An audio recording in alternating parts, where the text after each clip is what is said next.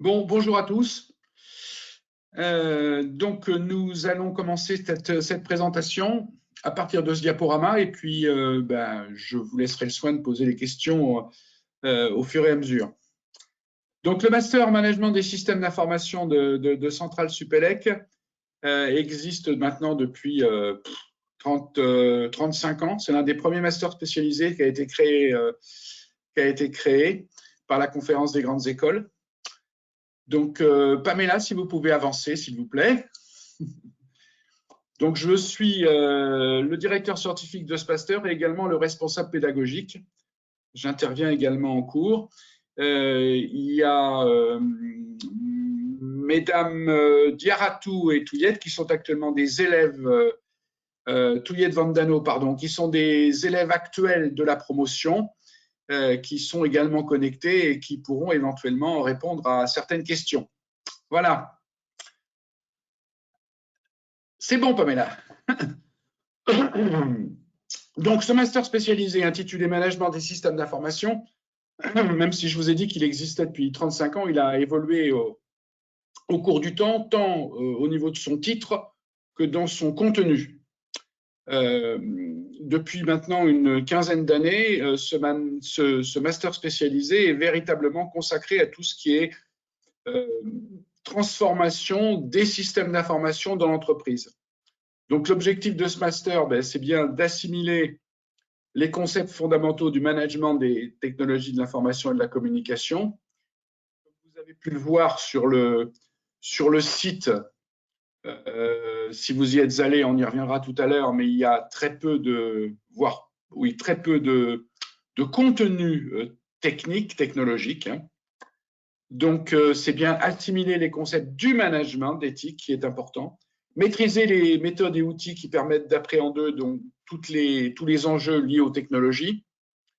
On a une vitesse importante d'amélioration, de nouvelles technologies qui arrivent depuis maintenant une bonne vingtaine d'années, et donc c'est une remise en cause permanente que doivent faire les entreprises pour adapter leur système d'information, un, en intégrant les nouvelles technologies, et deux, bien évidemment, en assurant le fonctionnement de l'entreprise et en leur permettant de construire des avantages concurrentiels par rapport aux autres entreprises. Savoir travailler en équipe pluridisciplinaire sur des projets complexes de haute technologie. Un individu seul ne peut pas manager des systèmes d'information. Il doit obligatoirement travailler en équipe. Il doit travailler en équipe avec des équipes qui ne sont pas, hors Covid, qui ne sont pas forcément installées au même lieu géographique, avec des gens qui sont parfois à l'étranger, donc éloignés, avec une culture différente, etc., etc. Être leader des transformations, l'objectif, c'est bien que les étudiants de ce master spécialisé ne soient pas des simples exécutants, mais soient véritablement des leaders, soit obligatoirement des gens qui vont contribuer à ces changements, qui vont être des impulseurs, tant dans l'entreprise que s'ils sont en société de conseil, bien sûr. Et puis développer ces capacités, l'idée, c'est bien évidemment, pour tous les étudiants qui arrivent, de gravir une marche. Gravir une marche, ils arrivent avec un certain nombre de compétences, bien évidemment dans l'informatique pour 95% d'entre eux, mais bien évidemment, ils ont pour objectif d'aller plus vite, plus loin. Et donc, ce master spécialisé, il a pour but de servir d'accélérateur à leur carrière en leur permettant d'avoir une posture et une attitude qui leur permettent de progresser beaucoup plus vite dans l'entreprise. Je rappelle, le contexte international incertain, international incertain et complexe, il est évident qu'on est dans une société économique mondialisée, comme vous le savez tous, et ceux qui ne prennent pas à un moment donné l'avantage sont amenés à disparaître peu rapidement ou plus tardivement, mais à disparaître. On avance, Pamela. Donc, le programme, il y a 6 grandes thématiques, 5 qui sont sur la partie académique, donc les enseignements fondamentaux, la partie gouvernance des systèmes d'information, un module de leadership, créativité et changement, un module d'organisation des systèmes d'information, un module de développement personnel. Tout ça, c'est réalisé pendant le cursus académique, donc de début septembre. La date de la rentrée de septembre 2022 n'est pas encore fixée, jusque vers le 31 mars. Alors, je dis vers le 31 mars, normalement, on s'arrête au 31 mars, mais cette année, le 1er avril étant en 2022 un vendredi, il y a des cours qui vont jusqu'au 1er avril. Et dernier point, la thèse professionnelle réalisée en entreprise. Bien, vous avez pour le master spécialisé management des systèmes d'information une mission en entreprise à réaliser sur une période d'une durée de 6 mois.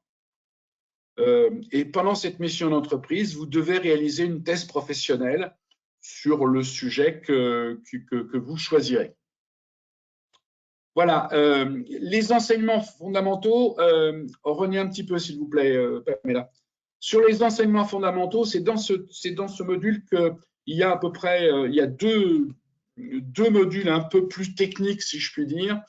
L'un qui s'intitule modélisation et qui consiste à partir des connaissances UML qu'ont la plupart des étudiants, qu'ont la totalité des étudiants, à monter en gamme à un niveau un petit peu plus important sur l'aspect modélisation. Donc, indispensable dans l'entreprise, mais indispensable aussi pour un certain nombre de cours qui viendront après, comme le cours d'architecture d'entreprise. Et deuxième cours un peu technique dans les enseignements fondamentaux, c'est un cours qui parle d'architecture des systèmes informatiques. Donc là, plus tout orienté, je dirais, matériel, entre guillemets, mais on aborde aussi quelques thèmes comme le cloud, etc. Donc ce sont les deux modules véritablement techniques. Alors, ils ont parfois été vus par les étudiants sous un angle différent, bien sûr, puisque l'enseignant est différent. Et ils sont nécessaires pour asseoir une connaissance à peu près identique sur ces sujets-là pour tous les étudiants. Voilà, merci Pamela. Alors les débouchés. Alors bon, il y a cinq exemples qui sont donnés. Hein. Consultant en stratégie IT, en transformation digitale, en chef de projet, en architecte d'entreprise ou responsable SI. Il est évident que, un, on n'a pas tout mis, et que deux, les thèmes, les intitulés évoluent au cours du temps. Par exemple, la notion de consultant en transformation digitale, c'est un terme qui n'était quasiment pas utilisé du tout il y a 5 ans et qui maintenant fleurit dans beaucoup d'annonces, comme beaucoup d'intitulés. Hein.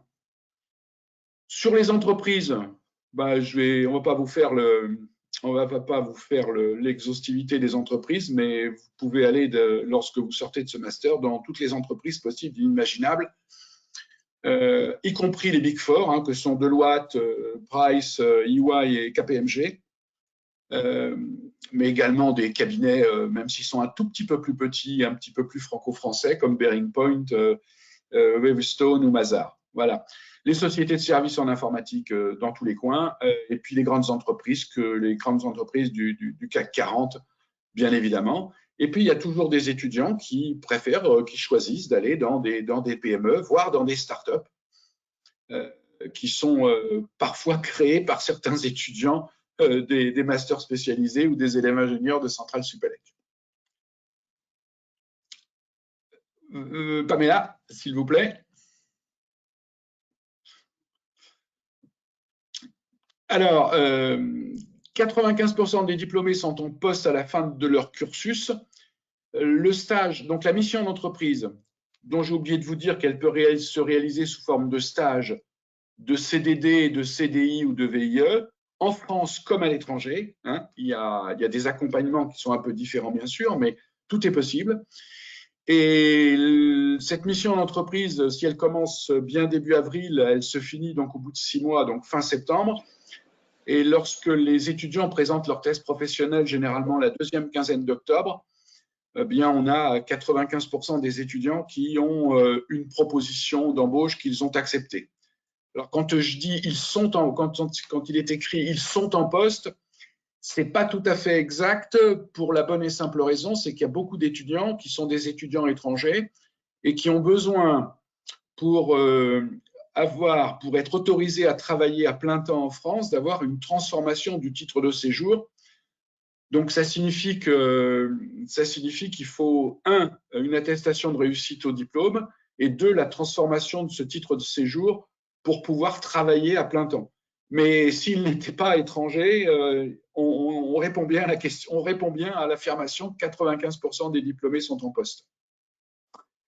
Il y a un certain nombre de diplômés qui partent en poste à l'étranger. Alors, on ne le sait pas toujours. On peut revenir, s'il vous plaît. Pamela, merci.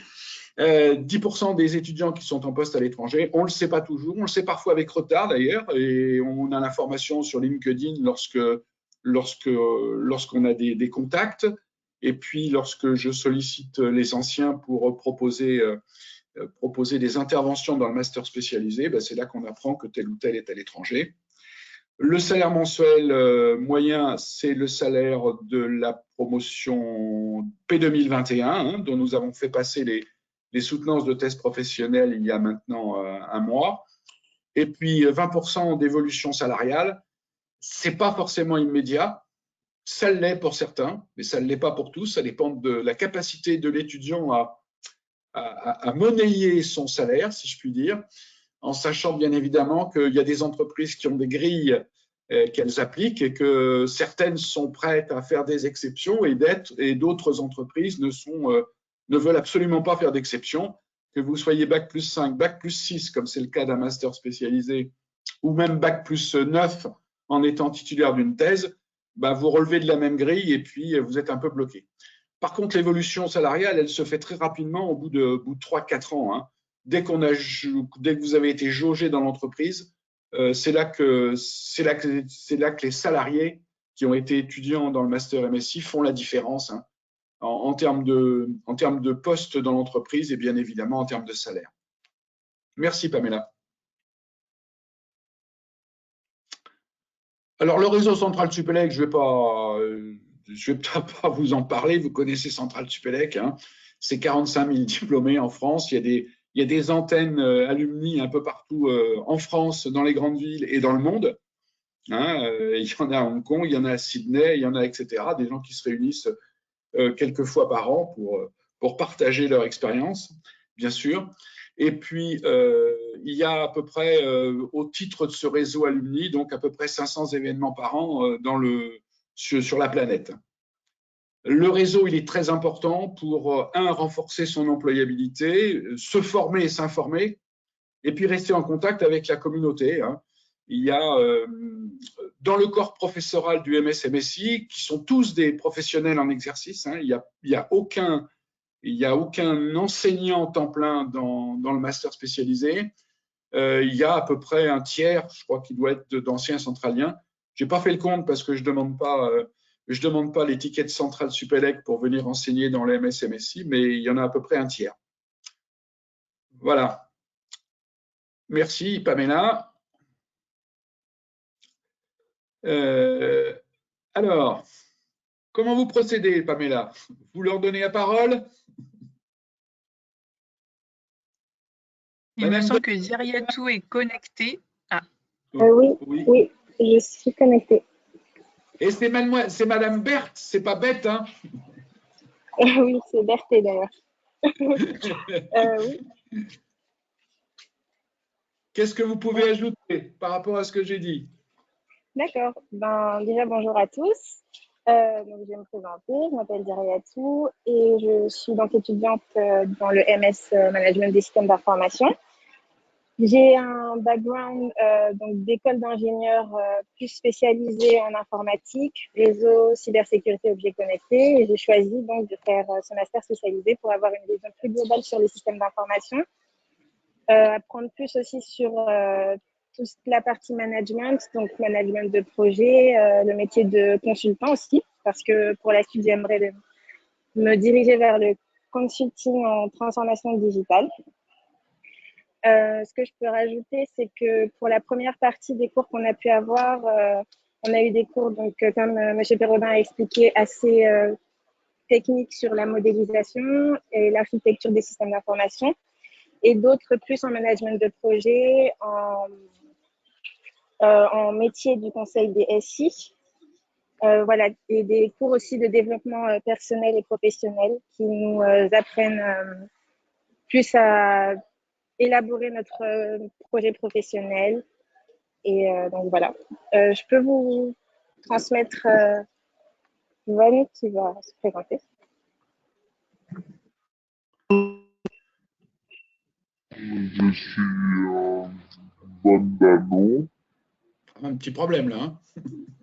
et je suis actuellement aussi étudiante à MSC en Master On Management ne vous Système entend Formation absolument et pas. Hein. mon parcours c'est un peu différent Oui, on ne vous entend pas du tout. que Il y a un problème de son.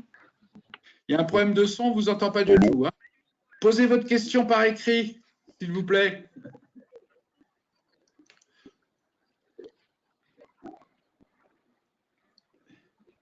Allô, vous m'entendez? Non. Non, vous ne m'entendez pas. Non, vous ne m'entendez pas. C'était la dernière diapo, Vous Pamela. m'entendez mieux?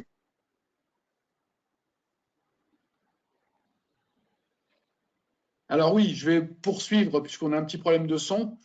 Les critères d'admission du master spécialisé, c'est d'abord un projet professionnel qui soit en adéquation. C'est l'une des pièces qui vous est demandée dans le dossier d'inscription, dans le dossier d'admission, c'est une lettre de motivation par rapport à ce que vous voulez faire et en quoi vous pensez que le master spécialisé management des systèmes d'information peut vous apporter par rapport à votre projet professionnel. C'est la pièce la plus importante. Hein. Je ne dis pas que le reste, notes et compagnie, ça n'est pas important, mais celle-là est très importante. C'est ce qui va effectivement nous motiver à avoir un entretien avec les candidats et c'est ce qui va nous permettre de mesurer votre motivation à faire ce cursus. Hein, on est bien conscient que c'est un an, ça a un certain coût, hein, un peu plus de 15 000 euros. Donc, on ne veut pas non plus avoir des étudiants qui ne s'investissent pas et avoir des étudiants qui risquent de chuter à la fin du master spécialisé. Donc, on fait en sorte d'avoir une sélection à l'entrée qui permette à tous d'être diplômés. Donc, le diplôme demandé, enfin, les critères demandés par rapport à l'accréditation que nous avons par la conférence des grandes écoles, c'est effectivement d'être titulaire d'un bac plus 5 ou d'un bac plus 4 avec 3 années d'expérience. Il y a parfois quelques étudiants qui ont seulement un bac plus 3 avec alors là, de très nombreuses années d'expérience, 8 à 10 ans, et qui passent par une VAP et puis qui peuvent être acceptés. Et enfin, le niveau d'anglais, il est indispensable pour être diplômé. Il n'est pas indispensable pour déposer son dossier d'admission, mais il sera indispensable pour être diplômé. Ce qui signifie que nous donnons généralement le conseil à tous les étudiants d'atteindre ce niveau d'anglais, que ce soit TOEIC, c'est le plus courant, mais ça peut être TOEFL ou autre, d'atteindre ce niveau d'anglais avant de rentrer dans le cursus du master spécialisé, parce que pendant cette année de master spécialisé, vous n'aurez pas le temps de passer le TOEIC. Sauf si vous êtes déjà très brillant en anglais, auquel cas ce sera une formalité, donc ça peut se faire. Mais de ce que j'ai vu depuis une quinzaine d'années, c'est que j'ai quasiment aucun étudiant qui passe le TOEIC pendant le parcours académique. Quelques-uns pendant le stage, pendant la mission d'entreprise, mais pendant le parcours académique, jamais, aucun. Voilà, donc il faut le faire avant. Pamela? Donc, la procédure de candidature, elle est très simple. Hein. Vous allez avoir, vous vous inscrivez en ligne. Une fois que vous avez validé votre dossier, nous, on en est avertis. Donc, c'est-à-dire que vous avez verrouillé complètement avec toutes les pièces qu'il fallait. Nous en sommes avertis. Nous étudions les dossiers et en fonction de la qualité du dossier, nous convoquons ou non à un entretien d'admissibilité. Le fait de ne pas être convoqué à un entretien, c'est le fait que vous ne serez pas reçu pour le master spécialisé. À partir du moment où vous avez un entretien avec nous, on jauge un petit peu plus votre motivation, votre projet professionnel, votre parcours, vos envies. Et puis, on décide après cet entretien, oui ou non, de vous accepter dans le master spécialisé. Tous les étudiants qui sont acceptés dans le master ont obligatoirement eu un entretien. Il n'y a pas d'acceptation sur simple dossier. Et puis, vous avez les résultats vous sont communiqués dans les semaines qui suivent. Et puis ensuite, début des cours à la rentrée bien évidemment de septembre 2022. Voilà. Dernière diapo, je crois. Voilà. Alors, je vous invite à aller sur le site du master spécialisé, donc master-msi.ecp.fr, où vous avez un certain nombre de détails supplémentaires. En particulier, vous avez le programme complet de l'année actuelle. Je ne vous garantis pas que ce sera celui de l'année prochaine, puisqu'il y a des changements qui sont un peu effectués presque tous les ans. Mais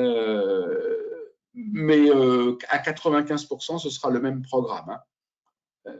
Et puis, vous aurez des informations supplémentaires sur le master, sur la façon dont ça se déroule, etc., etc. Voilà. Alors, est-ce que vous avez maintenant des questions?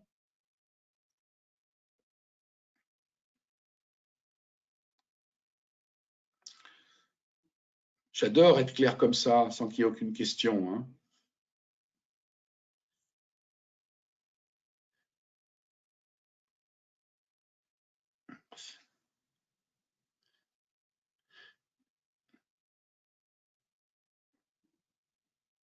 Aucune question. C'est toujours le premier qui doit se lancer. Hein. Faut qu'il y en ait un qui se lance. Après, ça vient.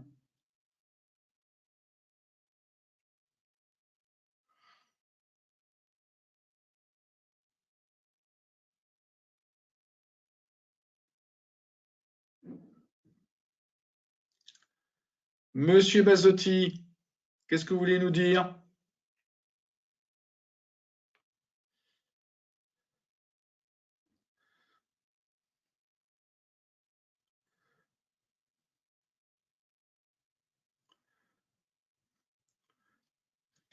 Je me permets d'intervenir quelques secondes. Oui, voilà.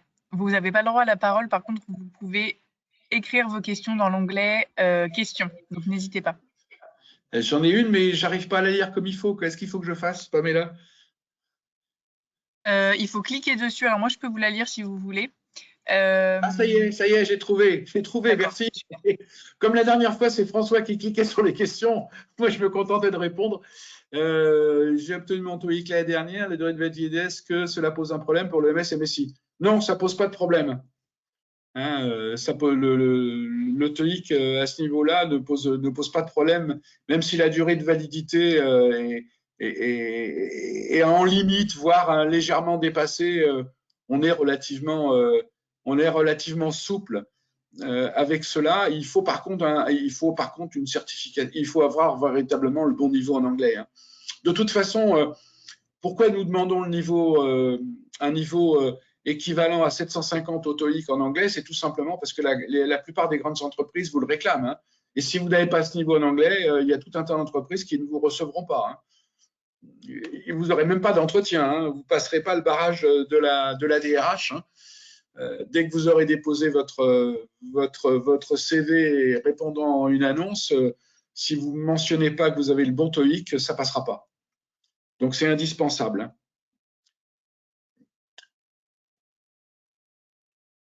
Autre question?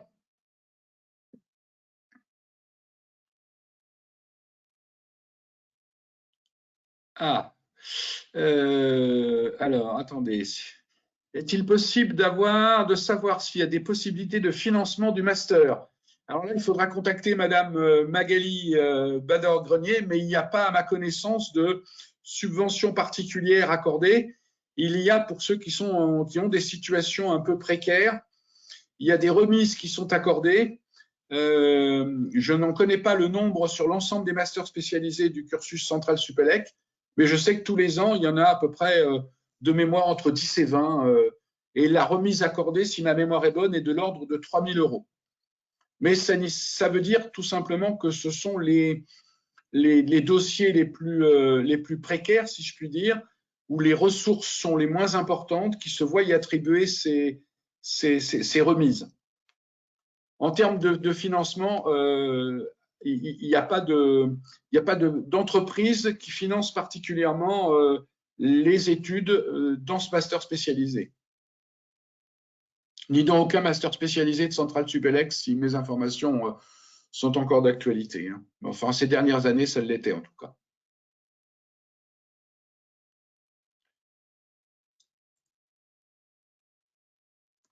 Autre question, j'ai une question. Ah non, ça j'ai déjà répondu. Voilà. Est-ce qu'il y a d'autres questions?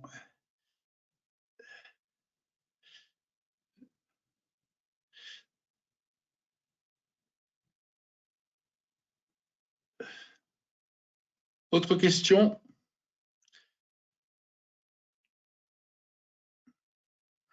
Si vous voyez une question que je ne vois pas, Pamela, il ne faut pas hésiter. Hein.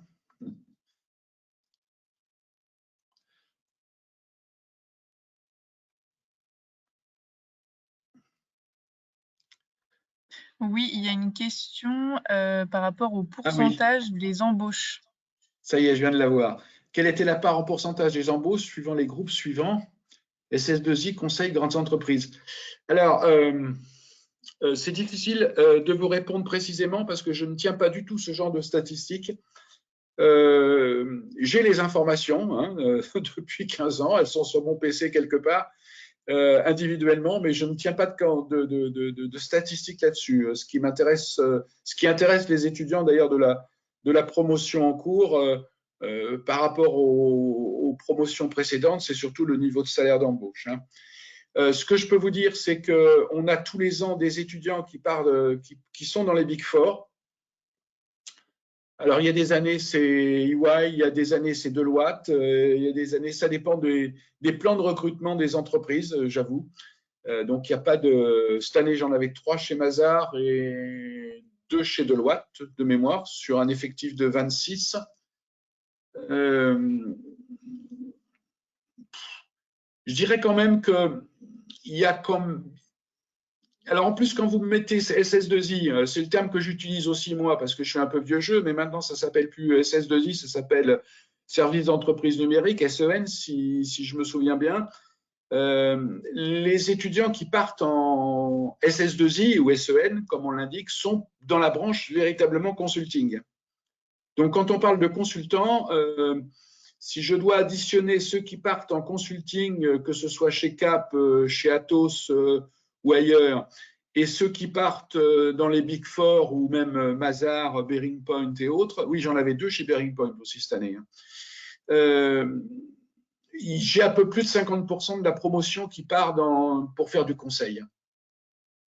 Même s'ils y restent que 2-3 ans, et je le vois régulièrement, hein, ils font leur expérience dans ce cabinet de conseil et ensuite ils se posent dans une entreprise dans laquelle ils ont fait du conseil ou dans une autre, peu importe, mais c'est plus de 50%, oui. Je pourrais presque même dire les 2/3. Hein.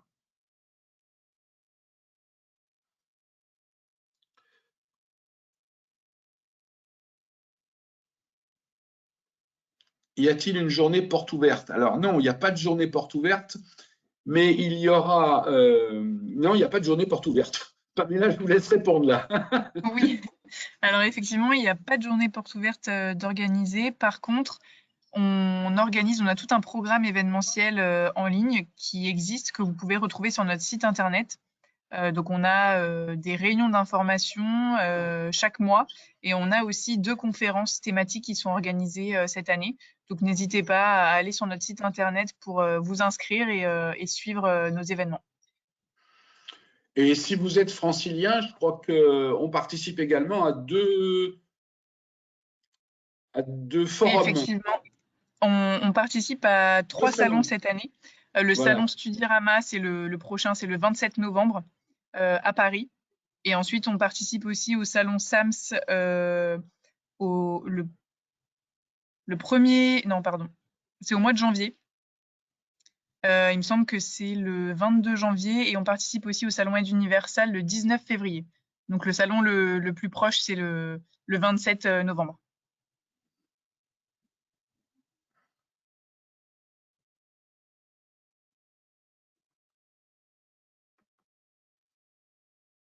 Autre question?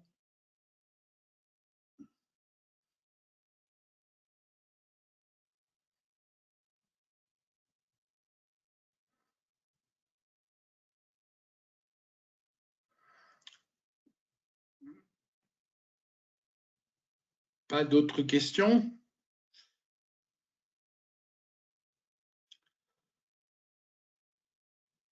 Alors, 60 heures, 160 heures. Alors, merci. Je ne l'ai pas souligné dans ma présentation, mais vous avez raison. Le module intitulé Leadership, créativité et changement, c'est ce que la plupart des étudiants appellent, et moi aussi de temps en temps d'ailleurs, développement personnel et professionnel. Ce sont des ateliers qui ont lieu tout au long de l'année. Il y en a d'ateliers qui durent 2 journées. Donc, il y en a un en septembre, octobre, novembre, décembre, janvier, février, et vous en avez un à mi-stage fin juin. Donc, pendant la durée de mission en entreprise qui commence début avril, vous revenez sur le campus pendant 2 jours à la fin du mois de juin, essentiellement d'ailleurs pour travailler la thèse professionnelle. Mais ces ateliers ont pour but de développer votre leadership, votre créativité et votre aptitude à changer les choses dans l'entreprise. Donc, vous allez travailler sur la communication écrite, la communication orale. Vous allez travailler sur tout ce qui est créativité, sur problem solving. Vous allez travailler également sur la notion de travail multiculturel, etc., etc. La partie intitulée dans la slide qui vous a été présentée tout à l'heure, la partie qui vous a été présentée comme sous le titre, je le retrouve, développement professionnel d'ailleurs, c'est pas développement personnel, hein, c'est développement professionnel.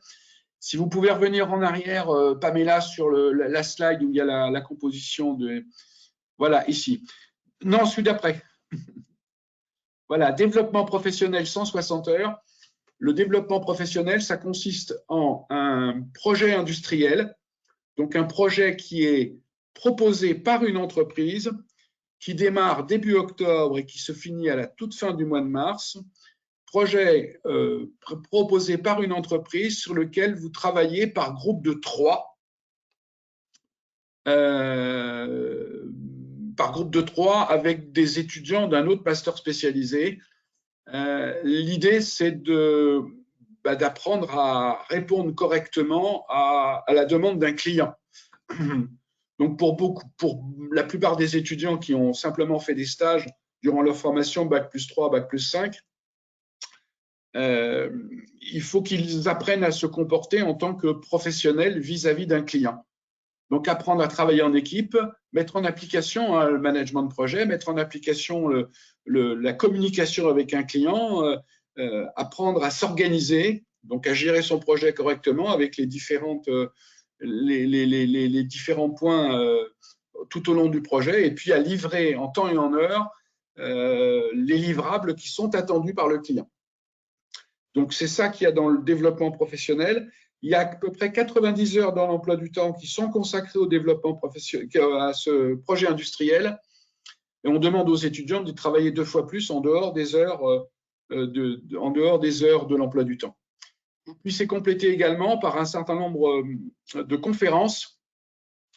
Il y en a au moins 12 qui ont lieu le jeudi après-midi de janvier à mars et qui abordent des thèmes un peu différents, ou alors qui abordent un thème qui est déjà traité en cours, mais qui va l'aborder sous un angle complètement différent, avec un véritable objectif de retour d'expérience de la part du conférencier.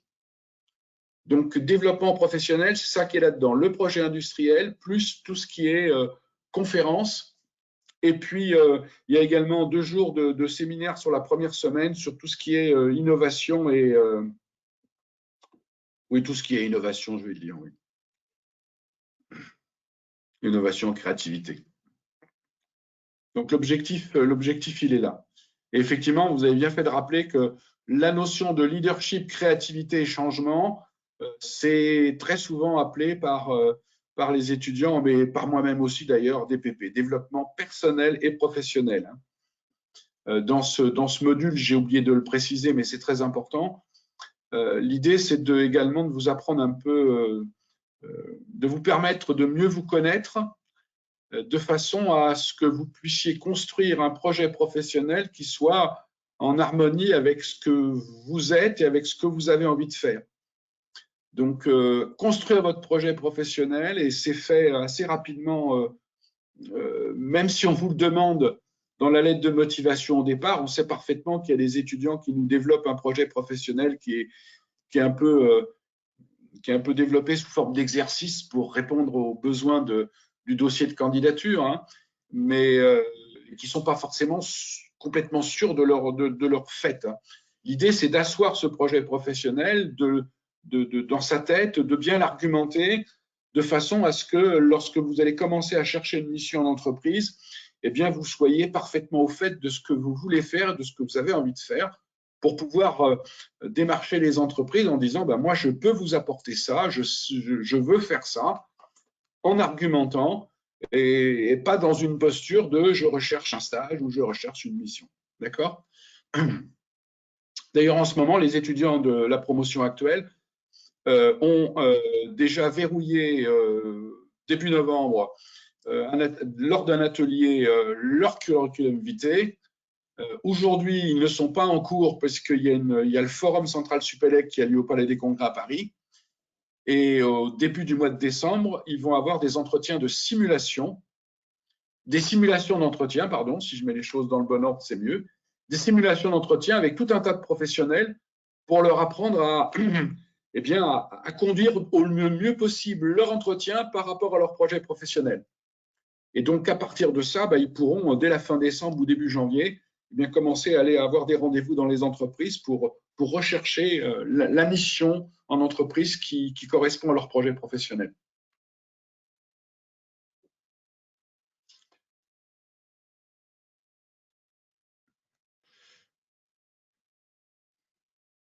J'ai d'autres questions ou pas ?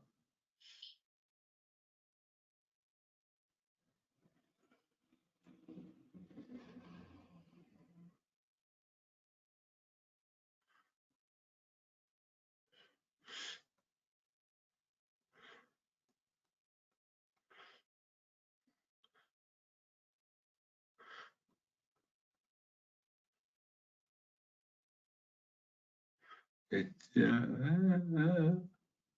n'y a pas d'autres questions, hein, Pamela ? Il y a une dernière question qui vient de tomber.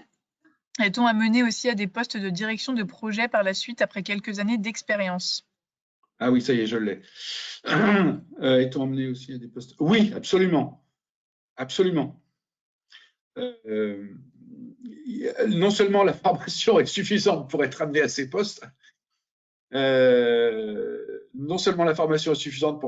postes, mais bien évidemment, l'idée, c'est que ça aille au-delà. Hein. C'est que ça aille au-delà.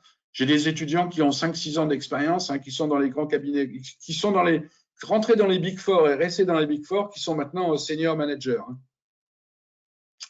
En ayant une formation de base, Bac+5, en rentrant dans le master spécialisé. Hein. Donc oui, ça peut vous apporter. Mais c'est vous qui ferez la différence. Hein. C'est vous, en tant que professionnel, qui montrerez que, à partir des compétences qu'on vous a données ou que vous avez su acquérir pendant ce master spécialisé, et celles que vous aviez avant, bien évidemment.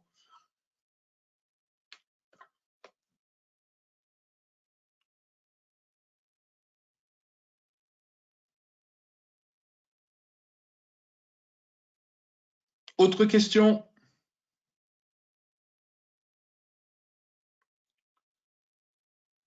Alors, faut-il avoir une idée précise d'un poste qu'on souhaite atteindre via le MS-MSI pour candidater ? Non. Non.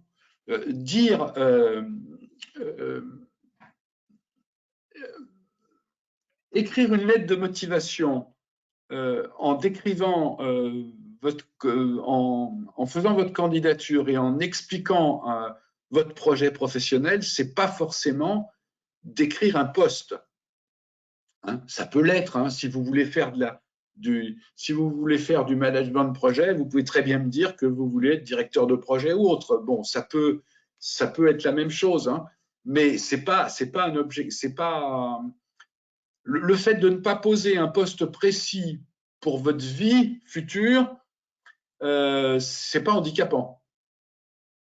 Et de toute façon, si vous êtes imprécis dans la lettre de motivation et que vous passez la barrière du dossier écrit et que je vous ai en entretien, je vous la poserai en direct, la question. Mais si vous n'avez pas la réponse, ça ne me gêne pas. L'idée, c'est surtout de savoir un peu quand même dans quelle voie vous vous engagez.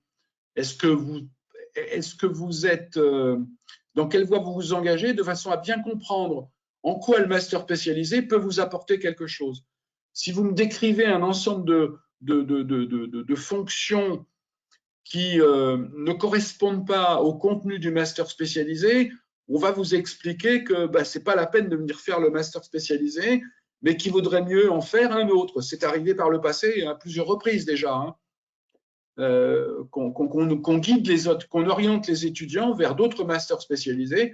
Alors quand ils sont disponibles à Centrale Supélec, on fait passer le dossier en interne et on leur propose de candidater au master spécialisé de Centrale Supélec, mais c'est arrivé aussi par le passé qu'il n'y avait pas ce qu'il fallait sur Centrale Supélec et on a orienté les candidats en leur expliquant que c'était le type de formation qu'il fallait qu'ils recherchent et qu'il fallait qu'ils aillent voir ailleurs. Alors quand on avait des idées ou des connaissances, on leur en faisait part, mais ce n'est pas une obligation. Donc, pour revenir à votre question, faut-il avoir une idée précise? La réponse est non. Par contre, avoir une idée, oui.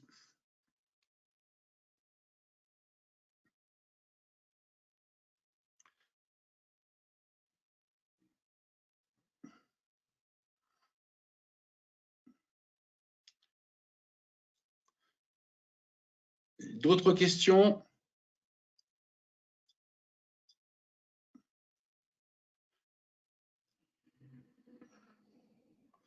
Je crois que j'en ai une, mais je n'arrive pas à la voir. Ah, j'ai une formation hors informatique depuis plusieurs années d'expérience en développement informatique. Je peux juste savoir si c'est pas bloquant. Non, c'est pas bloquant. Non, c'est pas bloquant pour candidater. Alors, c'est pas un master ER, c'est un master ERE. Hein. C'est un master spécialisé. Ne confondez pas. Hein. Un master ER, comme vous l'indiquez, c'est un bac plus 5. Nous, on est plutôt sur un master spécialisé dans lequel on rentre avec un bac plus 5, donc c'est un bac plus 6. Alors, qu'est-ce qu'il faudrait préparer? Ça dépend de ce que vous avez fait et ça, je vous le dirai si vous déposez votre dossier et que je vous ai en entretien. Je vous expliquerai ce qui manque et ce sur quoi vous devez travailler pour la rentrée septembre 2022. Les deux points importants, c'est la modélisation. Il faut que tout le monde arrive avec une connaissance de modélisation, donc du ML en général. Si vous avez plusieurs années d'expérience en développement informatique, sauf si vous avez fait du COBOL, ce qui peut arriver, vous connaissez forcément un peu UML, mais on en reparlera. Et le deuxième point important, c'est une connaissance basique en comptabilité. Hein, savoir faire la différence entre un compte de bilan, un compte de résultat, un compte de trésorerie, savoir un peu comment ça s'articule, connaître un peu les règles de base de l'amortissement, etc.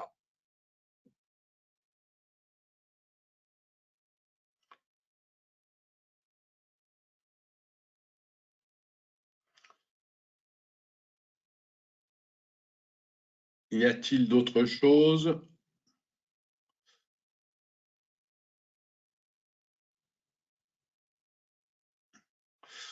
Y a-t-il autre chose? Alors, hop là. Pour les stages, y a-t-il des forums de rencontres d'entreprise? Je l'ai indiqué tout à l'heure, aujourd'hui, il y a le forum Centrale Supélec. Au Palais des Congrès à Paris, il y a à peu près 250 entreprises présentes. il y a également pour les étudiants uniquement des masters spécialisés de Centrale Supélec, il y a ce qu'on intitule un mini-forum qui a lieu au mois de janvier.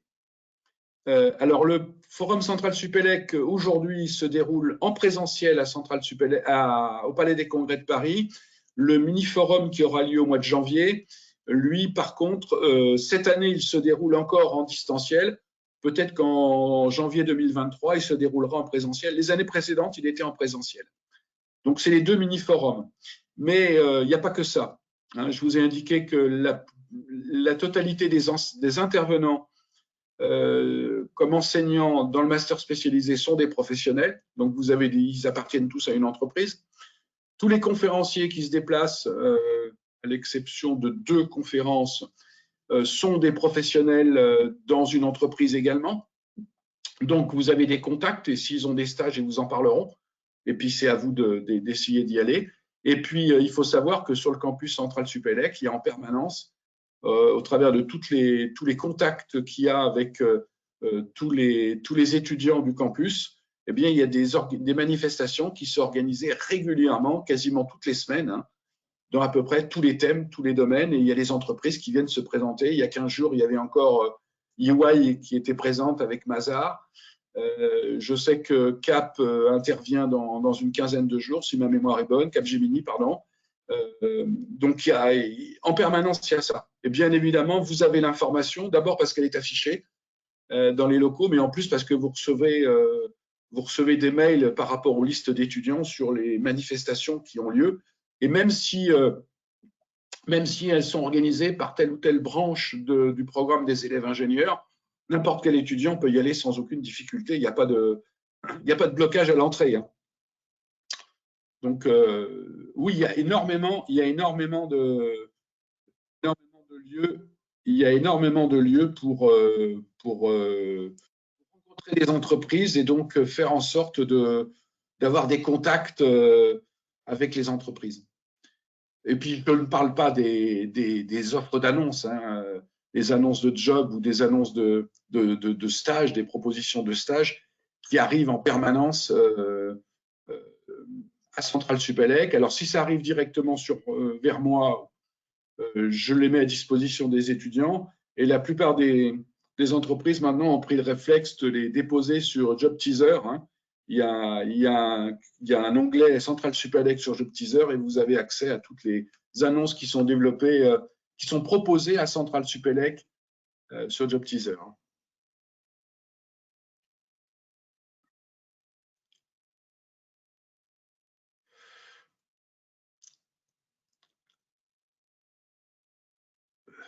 Autre question?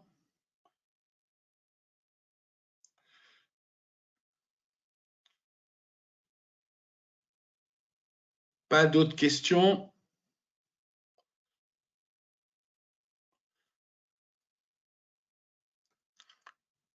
J'en ai pas loupé, Pamela, hein? Non, j'en vois pas d'autres non plus. Bon, ça va. On est raccord. On est raccord. Bon, de toute façon, je ne sais même pas quelle heure il est. 54. S'il n'y a plus de questions, on va s'arrêter là. Hein. Ce que je vous suggère, s'il y a quoi que ce soit, si vous avez des questions, vous n'hésitez pas. Hein, vous me contactez moi, puisque mon adresse est sur le site master-msi-msi.ecp.fr, ou vous contactez Madame Bador-Grenier, hein, puisque vous avez son adresse mail sur le site de Centrale Supélec au niveau du master spécialisé MS-MSI. Hein.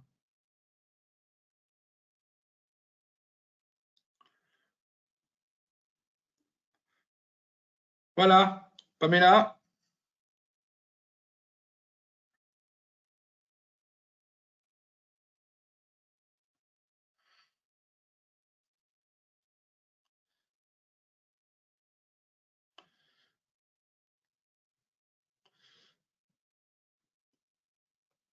On s'arrête là, Pamela? Il y a autre chose? Non, non, Je pense qu'on a fait le tour. Si on n'a pas d'autres questions, on peut s'arrêter là. Je suis en train de refaire, la liste des questions, mais je ne vois rien d'autre.